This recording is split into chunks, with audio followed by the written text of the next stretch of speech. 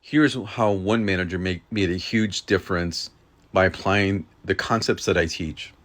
If you haven't met, my name is Rafael. I'm a management coach and I teach managers how to drive results. So let's go. So, in one of the courses that I teach managers how to assess current state. And this is what you do: you build the activity list, reasonable expectations, and frequency, coupled with conducting observations to validate those reasonable expectations.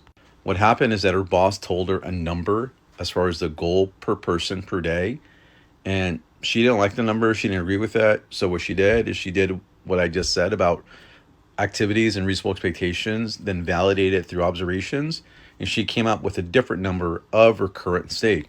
So that number that she came up with was more of a reasonable expectation of her current capability of work. Her boss's number was a way off, probably did the math backwards. Nonetheless, she was able to improve the current state or current process of what she inherited by over 30%. Then, not only that, she was able to gain buy in from her team because she did the math and she showed the progress of the observations and what the team was capable of doing. But not only that, she actually presented this to her boss around the math, and she was able to do the plan for the entire year around that reasonable expectation that she determined based on observations. So the moral of the story is that if you do that based on data, no one can refute that if you do that correctly. Her boss agreed with that based on what her boss saw in the data. The team was okay with it because it doesn't change anything different from what they're doing.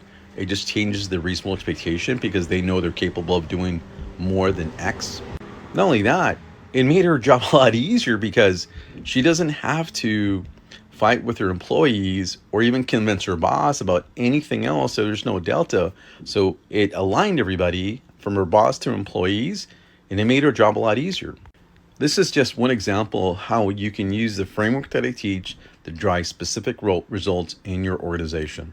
If you want to learn more, please go to my where and contact me so we can have a discussion.